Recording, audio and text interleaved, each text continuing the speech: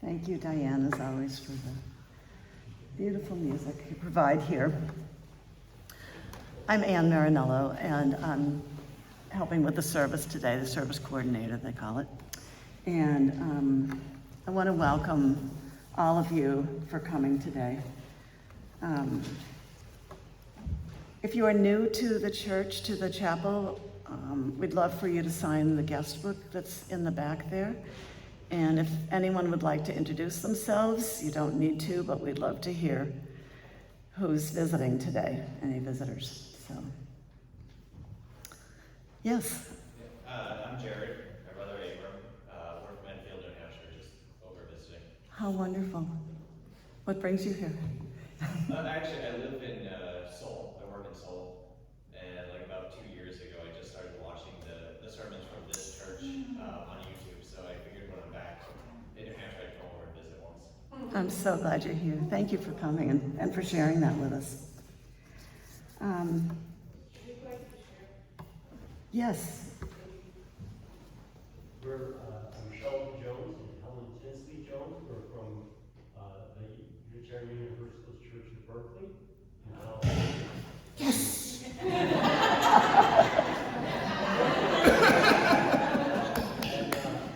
we're visiting families in the area. Wonderful. Welcome. Thank you for sharing that. Anyone else right now? Jen Belton's here. I saw that. Welcome, Jen. Does my heart good to see. So nice to be here.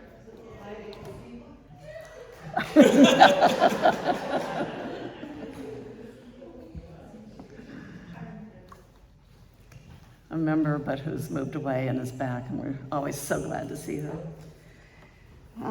We do have hearing devices, and we do have programs that have enlarged print, if that's useful to anyone, at the back of the church, so feel free to help yourself to those things. We do have coffee hour again. We had stopped doing it for a while during COVID, but there appears to be an abundance of food downstairs, so you are more than welcome to go down and or stay up here and meet and greet and talk with people outside or here in the sanctuary. If you have anything that beeps or makes noises, it's a good time to turn off your cell phones.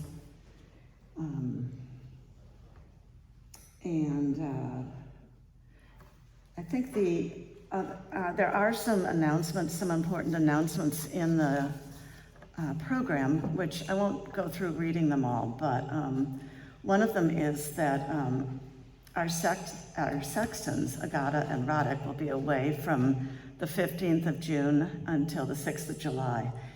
And so we would really appreciate people, if anyone's able to stay after and help set up. There's a musical concert this afternoon at 2. And anything you can do to help out in terms of keeping things tidy and picked up would be greatly appreciated. I know Mark and Gina Oriyama are even mowing the lawn, so.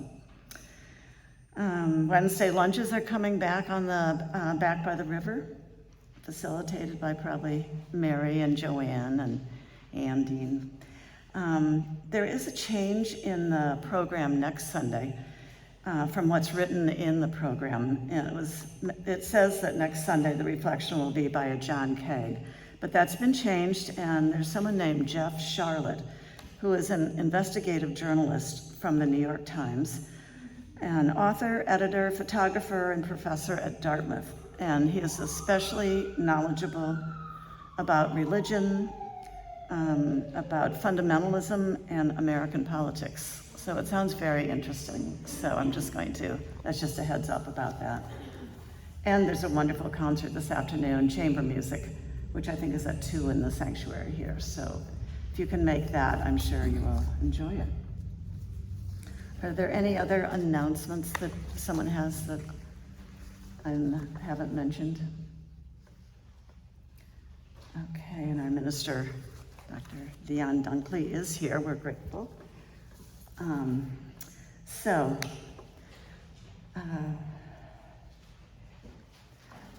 Leon sent me a beautiful poem this week entitled "Like an Island Rising" by Chris Williamson.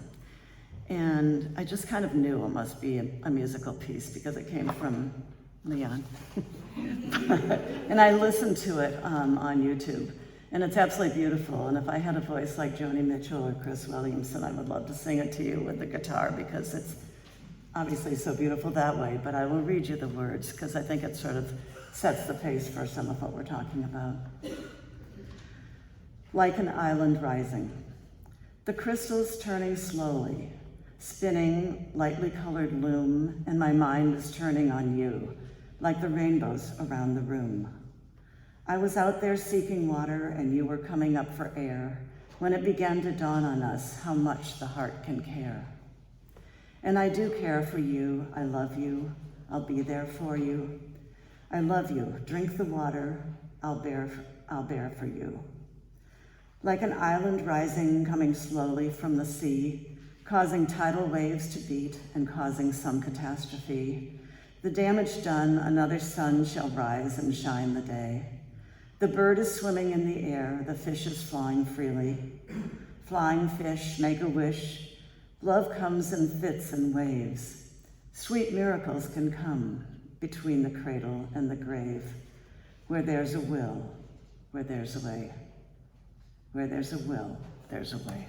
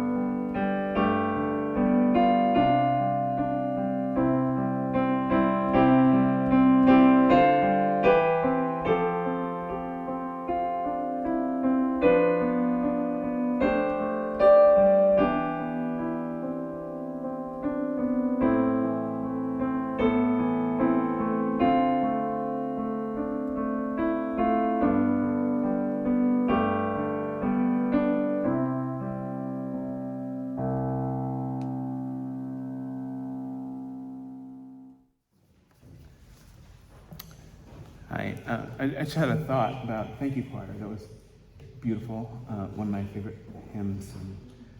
I was thinking, Anne had mentioned that Juneteenth is tomorrow, and I just wanted to make sure we knew the significance of that date. Juneteenth is June 19, was the day that a certain population, an enslaved population in Texas, I think it was near Galveston, was finally told that the Emancipation Proclamation had been passed and went into effect on January 1. So the Juneteenth is marked because that was the first day of real freedom, because they simply were not told that a decision in Washington had been made.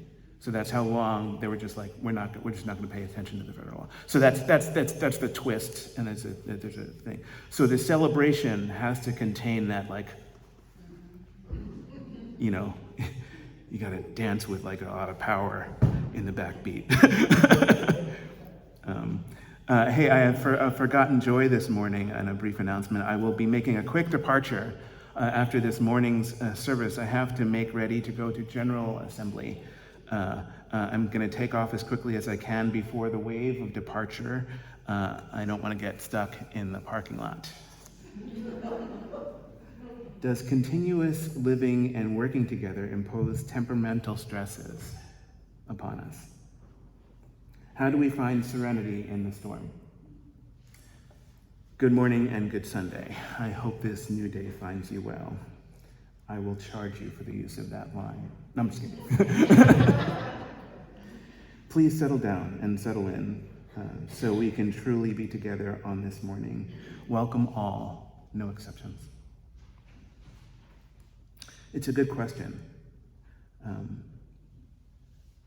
it's a good way for us to begin. Does continuous living and working together impose temperamental stresses upon us all? Ringo Starr was asked this question, and I really liked his answer. All of the Beatles were asked this question in a collective interview back in the 60s, and Paul McCartney responded. He said, you know, we've all been mates for quite a long time, so we don't get on each other's nerves as much as we could. And then the four of them pretended to beat the pants off one another. Years later, Ringo responded more thoughtfully. He said, the general atmosphere, we all loved it. We all dug it. But you know, still in the band, we had personalities and attitudes. We stopped at a motorway cafe once, you know, to eat some grease. And Paul had the keys and George was sitting behind the wheel as we came up. And so an argument went on for at least an hour and a half. I've got the keys. Well, I'm sitting behind the wheel. And we had to sit there and go through this because no one was going to give up. I've got the keys. I'm behind the wheel. End quote.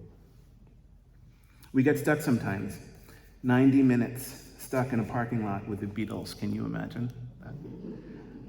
How do we escape from things like this? I watched a great TV show recently called Firefly. Has anybody seen it? Yeah. I bought the whole episode, I bought the whole series on DVD, and I love it so much. I love it so much that I've watched every episode except for the last one, so that I can either save it or go back and rewatch them all again, just so that I know the context. I just don't want the adventure to end. Firefly is a science fiction thing. It's a sci-fi thing. Josh Whedon created it. He wrote for Roseanne and for Buffy the Vampire Slayer. He wrote for Alien, The Resurrection, and he wrote for Firefly. According to the promo material, 500 years in the future, a renegade crew aboard a small spacecraft tries to survive as they travel through unknown parts of the galaxy and evade warring factions as well as authorities who are out to get them. So the show is pure adventure. It's fantastic and it's brave. It's not safe, right? These guys were bandits and thieves. There's nothing safe about that. Firefly draws you in. Playful and engaging, great character development. I began to identify with the characters and I grew to love them. I wanted to be like them. I always wanted to be a renegade. And there's something about that culture that really appeals to me. I've always wanted to travel through unknown parts of the galaxy, and I've always wanted to avoid warring factions. I've always wanted to sidestep the authorities. I never wanted to steal things, but I still longed for the getaway car.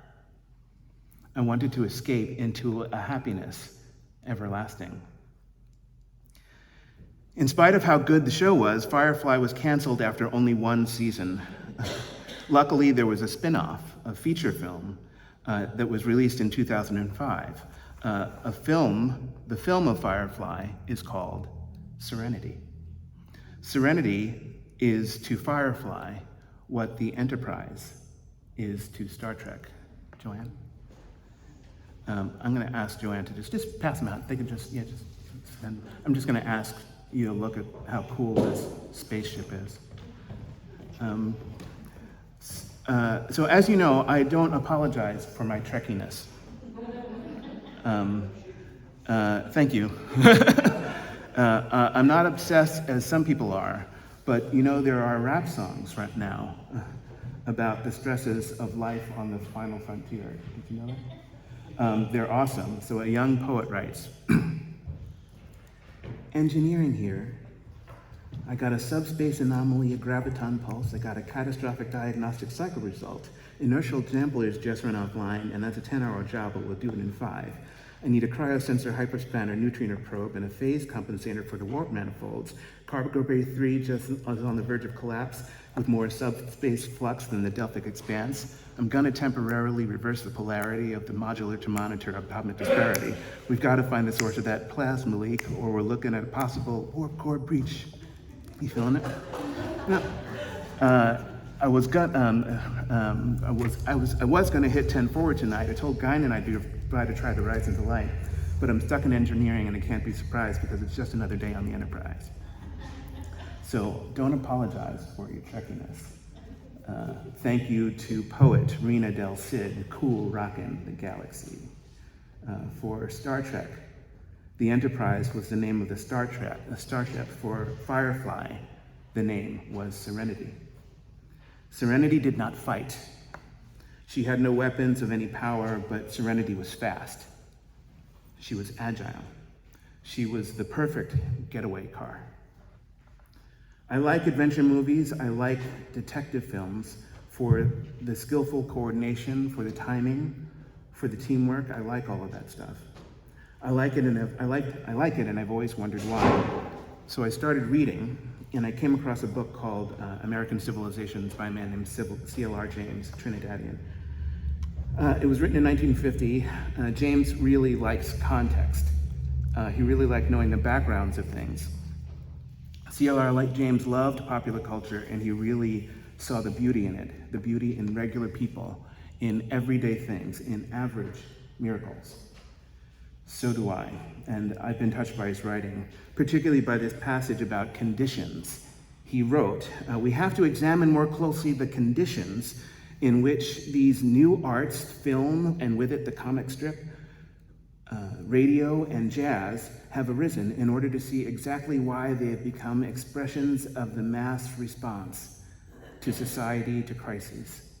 And we should understand the nature and the limitations of that response. Now, not everybody is thrilled with the writing of C.L.R. James, but I can't express to you how important he was for me. His writing helped me to imagine and to more deeply understand American culture, our complex culture, in a beautiful and compassionate way.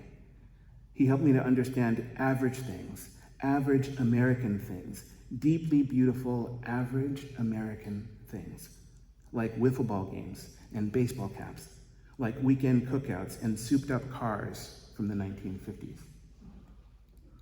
In keeping with this, we should make them electronic though, by the way. In keeping with this, the poet David Wilcox writes, well, I don't look all that ragged for all the time it's been, but I'm weakened underneath me where my frame has rusted thin. And at this year's state inspection, I just barely passed. Won't you drive me across the country, boy? This year could be my last. I'm a tail-fin road locomotive from the days of cheap gasoline.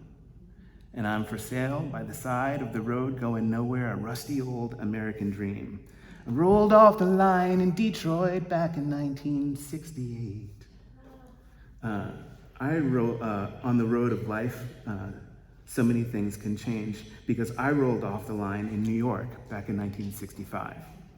And I confess to you to feeling a little rusted, thin every now and again. When was it that you rolled off the line and came into being, started your great adventure? Was it the day that you were born, or was it the day that you realized what it meant to be an average American miracle? When was it that you first found serenity? A wise man once asked, if you want to know what a word means, don't look it up. Just watch how the word behaves in the world. If we were to look up the word serenity, we would find the following definition. Serenity, noun, plural, serenities, the state of being calm, peaceful, and untroubled, an oasis of serenity amidst the bustling city. So it is that serenity is defined, but the word serenity behaves differently. It behaves as it's defined, for sure, but serenity is also a sci-fi spacecraft. It's operated by thieves and bandits and by adventuresome pioneers. Serenity is a peaceful state of being, and it is also a solemn prayer. God, grant me the serenity to accept the things that I cannot change, the courage to change the things that I can, and the wisdom to know the difference. Living one day at a time, enjoying one moment at a time, enjoying hardship as a pathway to peace, taking, as he did, the sinful world as it is, not as I would have it. Trusting that it might make all things right. If I surrender to his will, I may be reasonably happy in this life and supremely happy with him forever in the next. Amen. This is the Serenity prayer. Reinhold Niebuhr, an American theologian, wrote this prayer in the 1930s. In the 1940s, Alcoholics Anonymous adopted a shortened version of this prayer in its courageous program of recovery for those who have struggled with addictive experiences. Addiction can be crushing, soul-crushing. It can be highly destructive as an experience. Addiction has the power to compromise the meaning of our lives. It can take life itself. It is deadly and dangerous.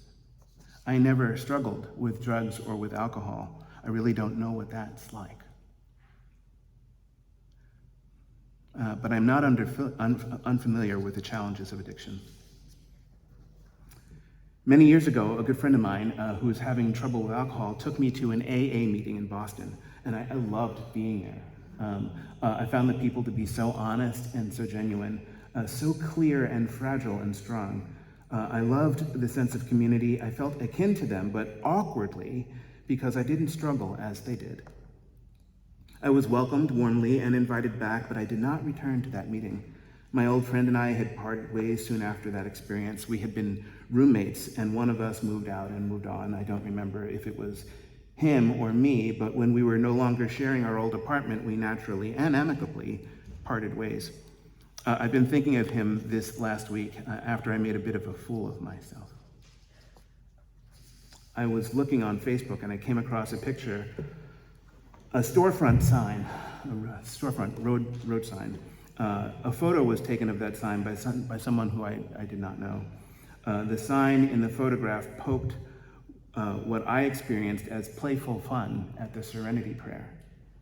I wanted to share this playfulness with others, and I did. And many of my friends saw the storefront road sign and received its message in the same way that I had. But one of my friends felt differently. One of my friends was hurt by it. Now, I can't tell you how many times one of my friends has said something or done something that I found offensive, especially racially. I can't tell you how many hours I spent doing the emotional labor, the spiritual labor of explaining why a joke isn't funny, why a news story is important, and whatnot. There is no end to that work, and it's exhausting. So I was especially glad and also embarrassed when my friend generously shared her experience, and an experience that I was not having. It was difficult at first. I was saddened by what I was learning, saddened by what my friend experienced. I shared what I thought was a lighthearted joke, and whether it was or not is not the issue. The issue is that one of my friends reached out gently and respectfully, and let me know that what I shared was not lighthearted for everyone. I felt embarrassed, and I felt guilty. I wanted to justify myself. I wanted to defend myself. Have you ever had these reactions when you do something? I reached out to my friend privately, but I did not deliver to her my anxiety. I had realized that the punchline of the joke did not really belong to me. I still see the humor in that storefront road sign, and I'm saddened that my friend cannot join me in that laughter. I took the picture down. I took the post down compassionately, and I'm at peace with that decision. I won't defend from a safe distance a lighthearted joke at the expense of a friend of mine who is in the thick of it. I will not defend from some safe distance a lighthearted joke at the expense of a friend who is still in the thick of it. It's still more important to me now to learn and to grow and to surrender to something deeper. So I took the post down, and in its place I left this message. The message read, I came across a photo of something that I thought was cute. I posted it, and I hurt the feelings of a friend of mine, someone who I do not know well, but love. So I've taken it down, and I'm searching for the humor that makes us all smile. I was not trying to please my friend, and I was not apologizing. I hadn't been asked to. I'm not entirely sure what I was trying to do. That part is still unfolding. What is folded up in me goes back decades. I'll never forget. Back in the 1980s, I was a counselor at UU summer camp in Western Massachusetts. I was part of a staff of maybe 25 people, and we were in charge of about a little more than 100 kids. The staff were from different backgrounds, but mostly Unitarian Universalists, different cultural and economic experiences, different sexual orientations, and political perspectives and gender expressions. But we were all aligned about giving the campers a beautiful experience. Now, we did everything by consensus in that group. Do you know what consensus is? Okay. It's a long, drawn-out process, and it's a pain. It's beautiful, it's sacred, and it's annoying.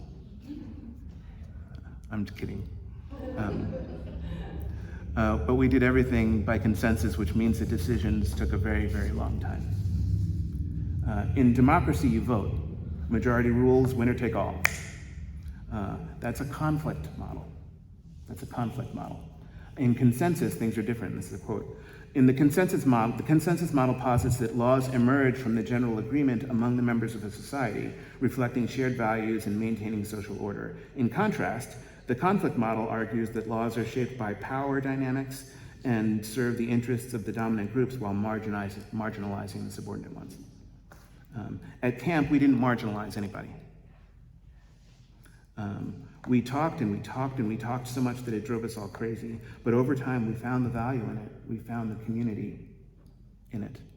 We found each other across our differences because of our differences.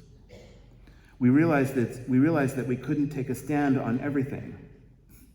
We had to choose. It was a give and take. My friend said consensus is putting one foot in boiling water and one foot in freezing water and calling yourself warm.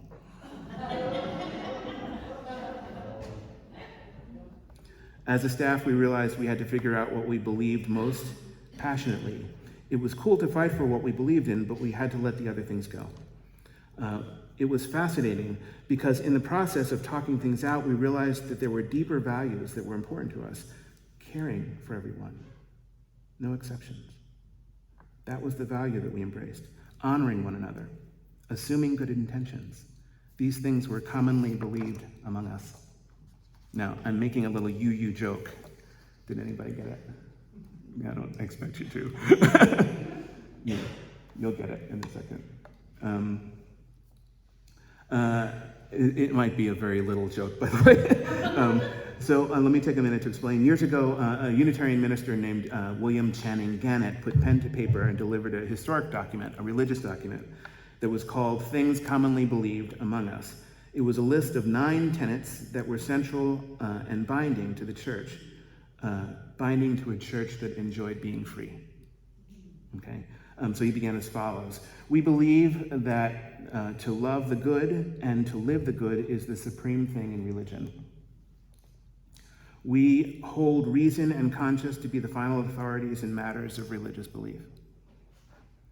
We honor the Bible and all inspiring scripture, old and new. We revere Jesus and all holy souls who have taught men truth and righteousness and love as prophets of religion. Okay. Even though this was not a long document, I won't go through all of the tenets.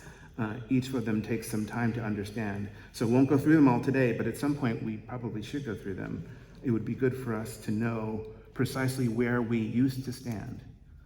Knowing this makes it possible to know where we're going. William Channing Gannett presented Things Commonly Believed Among Us to the Western Unitarian Conference in 1887. This conference was something like the General Assembly of its time.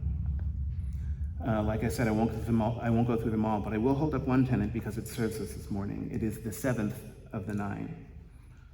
We believe that we ought to join hands and work to make the good things better and the worst good, counting nothing good for self that is not good for all. Bless you.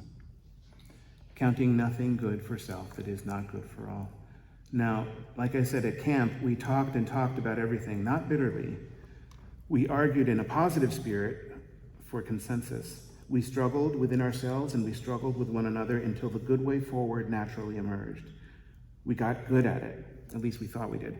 At the end of camp, when camp was done and the kids had all gone home, and the staff decided to go out for a celebratory lunch after 3 weeks of camp food. Okay. One last meal before we naturally and amicably parted ways. We drove over to the nearest restaurant with decent menu options. There were no alternatives nearby. After 3 weeks of camp food, all of us were looking forward to a decent meal, a meal that we chose, but one of us objected. The restaurant we had chosen served alcohol, beer and wine, and this made one of us uncomfortable. Camp was 3 weeks long. We were all exhausted.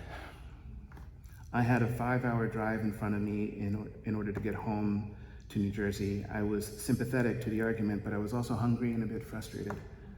We argued in the parking lot for hours. We were like the Beatles, Paul and George. I've got the keys. I'm sitting behind the wheel. Back and forth we went, arguing about whether or not we would go inside to get something to eat. It was a terrible way to end what was an otherwise good experience. Now, I don't want us to judge what happened. I don't want us to agree or disagree. I don't want us to pick sides in an effort to win or lose a conflict, winner take all and whatnot. I want us to consider what William Channing Gannett knew that we commonly believed, that we ought to join hands and work to make the good things better and the worse good, counting nothing good for self that is not good for all. Now, I don't know how we resolve these things. I don't know if we resolve these things. I know that there is a real need for healing. Shame accompanies addiction. Shame accompanies, not guilt, but shame. As Brené Brown reminds us, guilt and shame are very different. Guilt translates as I did something bad, shame as I am bad. When we were arguing in the parking lot about whether or not to go into the restaurant, I was in the dynamics of guilt for wanting to eat a decent lunch before getting on the road. The dynamics of guilt, or I did something bad, led me and many others to feel frustration and anger, and the needs of my appetite were not helping the situation. When my friend was arguing in the parking lot about not going into the restaurant, my friend was in the dynamics of shame, or I am bad. I believe that this led to feelings of humiliation and distress. I believe that she was afraid of being punished or banished, isolated or held apart from the people that she loved. And this as a consequence, not because of what she did, but because of who she was. So we argued. I've got the keys. I'm behind the wheel. We had been stuck in that parking lot for 40 years. I just got out last week when I took down the post about a storefront road sign that poked fun at the Serenity prayer. Now, I don't know how to resolve the problems that keep us in the parking lot. I just know that life is messy, which is good because a deeper joy is also possible, a joy that may have been forgotten. Deeper joy is not made possible when we coddle one another, but because we care. Deeper joy is not possible if we choose to close our minds and our hands and our hearts and our spirits. The way forward is bigger than us, and it requires that we heal and that we are brave. Fierce as serpents, gentle as doves. Let's not dig in. Let's not entrench. Let us open up for something new, as Farron writes. I give up my fisted touch, my thoughts strung like fences, my totem pole stature, body chipped to the bone. I am nobody's savior, and nobody is mine either, and the desert wind whispers, but neither are we alone. Sure, I long to ask how you're doing, if you got to the lightness that you wanted so fiercely when we drifted that way. There's no telephone ringing now, but I hear something calling me, and I'm ready to go. I just need time to say that hearts are like meadows with their weathered potentials, with their reasons diluted by reason itself. I may be shivering at the foot of this slow-giving mountain, but the tiny spring flowers can look just like you. And I won't ask the purpose of all of my footsteps, and I won't let my eyelids cast down. I'm looking for something outside of forgiveness. You might call it the jewel of the crown. Out beyond our suffering, we can truly connect, shorn of our fences and our defenses. When we fall down, we get up. It's a powerful thing when we do.